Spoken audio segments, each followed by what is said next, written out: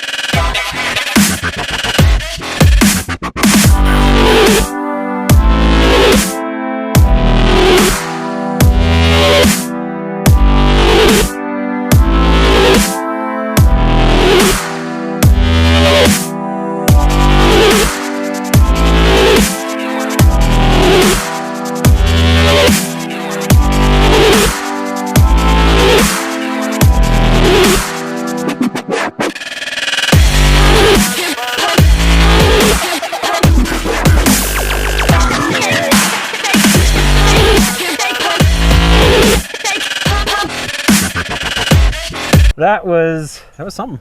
Yeah, I think Jeff did more work today than I did, though. I don't know. Here's well, you saw some B-roll, and here's a little replay of some footage of Vanessa's difficulties. So I think you worked hard. Well, there's some difficulties on the trail today. So I had a full, I rode. So today was a ride and row. Ta-da! Ride and row. And so we got to do both riding and rowing. Partnership with a bunch of different things, Ability 360 and Arizona Adventure Adaptive Sports, and I'm the Water Adaptive Sports, and I got their names all kind of mixed up and backwards, but all these people. So that was really cool. It was like a humongous group, and they gave us lunch and t-shirts. I'm not wearing mine, but I have one. I took a swim when I was trying to get out of my kayak, because I need to work on my triceps way more. It's a little challenging. I'm sure that the dock thing under the water was all slippery and grimy. That wasn't terrible, but needed to change clothes, so yeah. Glad to have a shirt. So it was two things. So we did the biking portion and the kayaking portion. We went biking first, while other people went kayaking first, and then we swapped. And lunch was in between. Yep. It was nice. It was delicious. Yep. Nice sandwiches. And so biking first. This is the second time I've rode the Lasher. Yeah. And those things are incredible machines. It's also the second time I've tipped the Lasher. This time was significantly more difficult with like these really technical rocky bits. And I'm like, this is why I'm not really a mountain biker. Well, and it was for the first half. And it wasn't, so if you were on a traditional mountain bike, super navigation, you can navigate it all day long, not a big deal. The problem is that with the Lashers, with the other models, there were so many different models. I got some footage here of all the different kinds of models of adaptive bikes that there are. There's some that you kneel down, like if you have an amputee. We had somebody that was a double amputee. Yep. And they had it set up for him to where he kneeled down and he could lean forward and pedal and lean, and the bike would turn. That was really cool, but the tires are in front on that style. Mm-hmm. And that one also had more typical mountain bike handlebars to steer. Challenge with that one is you have to have both hands engaged to pedal, but steering, you can't fully steer with the chest steering adaptation. Yeah. You have to be able kind to of use your hands. So it's like pedal with one hand and steer, and that would get complicated quick. Yeah. So in a traditional bike, you're biking through that course, and I would see it being really easy. Like I would put that at like very easy beginner mountain bike. You biked it on a mountain bike, your second time ever mountain biking. Yeah, not a big deal. And I didn't have e-assist. I didn't really need e-assist. The thing that was challenging was the technical bits, helping people through, and how slow we had to go. It makes it harder on a traditional bike because you get momentum to help you over some rocks. And it was just real hard to go from 0 to momentum to get over some rocks. And then I'll just jump in. Yeah. I can't go this slow. Go that slow? Yeah. Yeah. So that was a little challenging, but it was really nice actually to be able to help out. You know, I felt like that was good. So we found a rhythm. And the other part of the problem with the trail that we didn't know is apparently there were some storms, some downed trees. There is just some complications on the trail that no one really could foresee unless if you did a lap beforehand. And I would underguess it if I was the one doing the lap beforehand. Because if you're doing it on doing a lap with a normal bicycle, it's just different than doing it with a trike. When, especially with the wheel in front, because they're just tippier. So, and it was cool. So like, I think one of the coolest parts of this, as we were talking after lunch, we got finished with the bike part. We did our bike part first. The realization, Vanessa had a really good realization. We were talking with some other people, and Vanessa said something really profound about what would happen in her mentally whenever the bike started to tip. I'm sure I said something profound, but I don't remember what it was. When the bike felt tippy, it was like, you know, okay, if the bike's gonna tip, if I'm on a regular bike, I'm gonna put my leg out to catch me, and I just, you know, lean a little bit, and then I get back on and go. But, you know, here I'm like, oh, I want my leg to engage, but it can't. Right. But I asked her the question, are the muscles that are working, are your hip flexors or some of the other muscles, were they engaging? Yeah, they were. Yeah. And the cool, profound part about that is, like, why do an adventure sport? It's more intense, and you're putting your body in different positions to where it's going to try, it wants to do something that it's always done. And so you're engaging muscles and actually using them. Where in a wheelchair, you're not engaging your hip flexors, you're not, right. You know, like, yeah, I mean, because they tell you sitting's bad for you, right? And I do it most of the time. So even though you're in this bike and you are sitting, it's different. Yeah. And not to mention that, just being out here in nature, that has to be the best part of today. Yeah. I thought today was going to be terrible and very hard. And in some ways it was, like, but it was beautiful because getting to assist people and help as I can. But just, it was not as intense as the ride by itself or the row by itself, because both of those went for way longer distances, way more time. You're doing your whole trip on just a paddle trip, or your whole trip on just a mountain bike. That is a longer trip. Yeah. You know, you're out there for way more miles.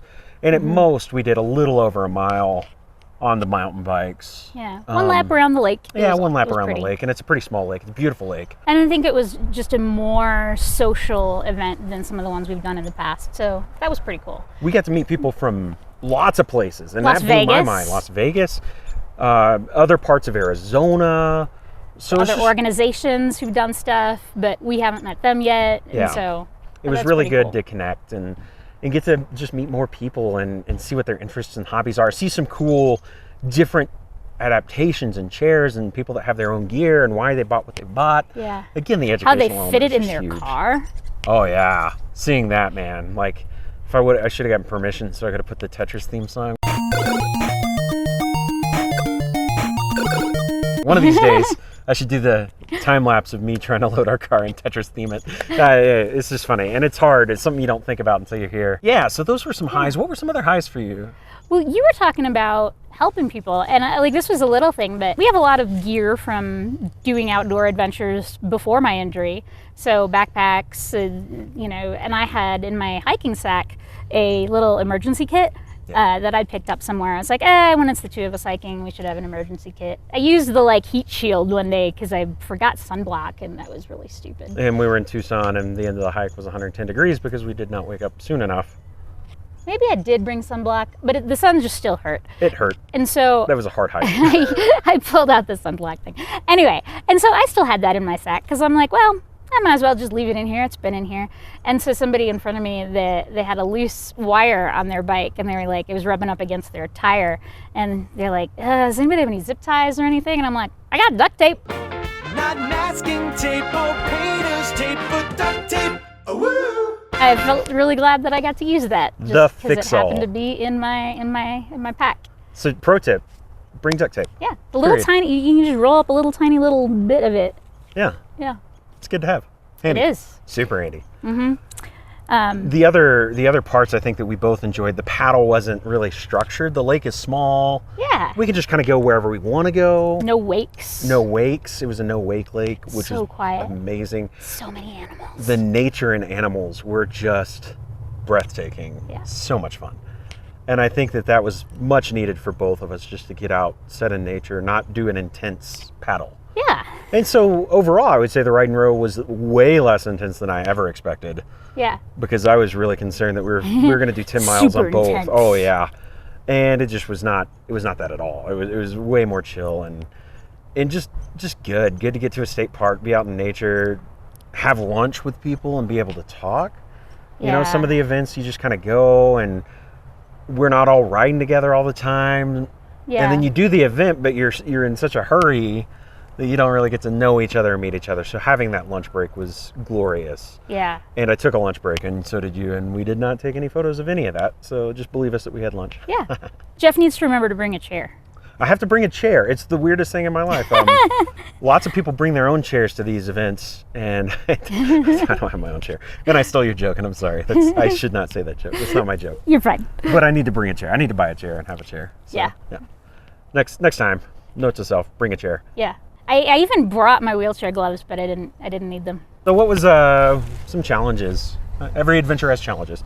Yes. And we talked a little bit about the biking one, the just terrain and Rocks. I and tipped over pretty unexpected early. tree falling overs and trails not being clear like was expected. Yeah. So like anytime you go on an adventure, there's high probability of a little bit of Unexpected. pain and unexpected. Yeah. Yeah. So there's a little bit of that. Yeah. Paddling, I think for both of us, it was really kind of challenging getting out of the paddle. Yeah. We did it at a loading dock, which is different. It's the first time we've done loading dock transfer, Yeah. and the locks weren't working super well on the wheels. We're also higher in elevation. I didn't think to bring a I think we're gonna be all right. I think this is gonna be a complete disaster. Air pump. Air pump thing. I didn't think to bring an air pump to inflate the tires. So the locks And just they've weren't. been loose anyway, so They weren't working wheelchair great. maintenance. And so with a squirrely chair and an incline and water, and I took a swim right before that, and lots of people trying to help, it made for a difficult transfer, I would say. Getting into the boat wasn't too hard because down off the chair, lower Gravity. to gravity is usually not too hard. Gravity's nice. But so getting out, at first it was me and Jeff and one other person from the water sports folks helping, and I was kind of directing, like, yeah, Jeff, can you do this? Grab my feet and see if they'll stick here. And I was like, first I'm going to try to get my bottom up onto the edge of the kayak because I was in a sit-in kayak, and so I thought, well, I can get the edges and get my bottom up. And I hadn't verbalized it, but in my head I was like, okay, once I get my bottom up, I'm going to swing my legs over the edge, shoop, shoop, and then get up in my chair. But kind of then a lot of different people showed up at that point, folks, definitely wanting to help, wanting to make sure I'm safe, don't get injured, all of those sorts of things. And it always looks squirrely. Yeah, well, and they did have a couple good points. You really do have to watch where your leg's going. They mentioned, in particular, watching kayak transfers, boat transfers. They've seen people break their ankle and not even realize it because you're paralyzed. You can't feel it. Yeah. So there were just really legit technique things that they talked us through. Yeah. Which was good. And it was overwhelming, too, in the same sense, because it's like, transfers are hard anyway. Yeah. Doing it for an audience is harder, and then... And so for me in my shoes, it was kind of like, I'm focused on how I'm doing this transfer, and then somebody comes up behind me and starts, and I'll use the word directing. You need to do it this way, and that always gets my hackles up a little bit, or maybe a lot of it. I'm in control of my body, even though I'm not in control of the bottom half of my body, right? Like, that's a weird, complicated thing. I kind of let them take over, and then they were, got me to one spot, and I'm like, well, you're directing this now. Like, you tell me what to do next. And I probably could have had a better tone doing that. I'm sorry. And as I've been thinking through that, it's like, yeah, like I want the help and I want to be able to handle that in a way that isn't me being grumpy and grouchy. There's a catch to it. And I'm like, you know, as I was changing clothes after the paddle, thinking about it, I'm like, maybe a good way to do it is let's talk this through. Let's talk about that. I remember that a lot in therapy is before we move, we talk. Yeah. And I think from now on, that's a really good strategy. Especially like, because you will need an assist until you gain the skills. Like, what put me in the ocean, not ocean, it wasn't the ocean, it's a lake.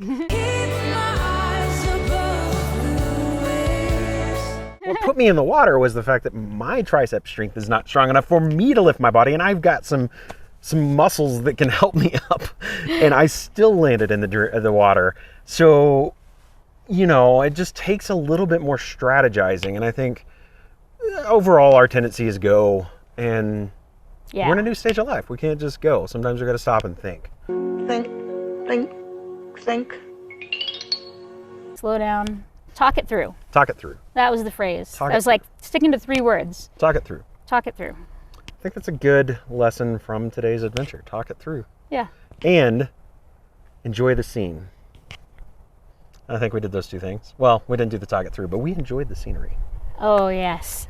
So, my favorite scenery bit was from the first half of the day on the bike, and there were these eagles. And I haven't seen eagles a whole lot anyway, right? Like, there's a bald eagle's nest near where we're at. And they are loving the wind, and they are having the time of their life flying and just like coasting.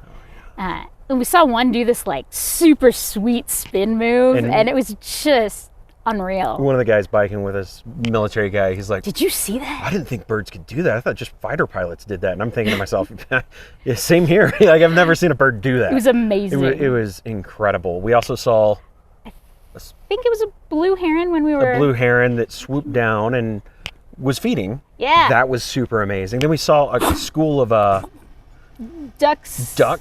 Yeah. Vanessa got closer than I did and got some sweet pics. Maybe. You might be able to see them barely in the water. We'll see. We'll see which camera. I worked on getting it too, so we'll see what works best. And overall, I mean, just being able to be on a lake where there's no... A lot of the paddling we've done, so this is the 3rd paddle we've done post-injury, and a lot of the paddles you do, if you're not doing it self-directed, you've got point A, point B, it's an out and back, or you're going down river. You're with a group. And it's timed. And the cool thing about this there's just freedom to chill. There you go. Go on the lake. Have fun. Yeah. Go on the explore. Lake, have fun. Go explore. We had some whitewater, like rapid style kayaks, so they didn't work great in an open lake setting. But it was still just so nice to float and be out in nature and, you know, work on that. So I want to end it with this question. How did this experience make you feel? Think. Well, there were a lot of feelings, right? Like, there were times of awe, like watching the eagles, peaceful times, being out on the lake, on the water, even on the bike. Like, I think one of the things, the preconceived notions I had about riding a bicycle with an e-assist was that it would be loud and noisy, but it's super quiet. And so even being on the bike, very peaceful.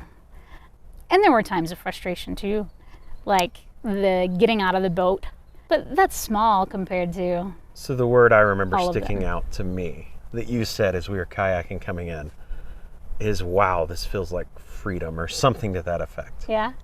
Yeah, this is freeing, or this is something. Yeah. The word you used was free. Yeah. And that gave my heart joy. It's cool to be able to get out of a chair and go be free. Yeah. And I think that's why we're doing it. That's why we keep coming back. Yeah. Go out and be free. Yeah. On to adventure. On to adventure.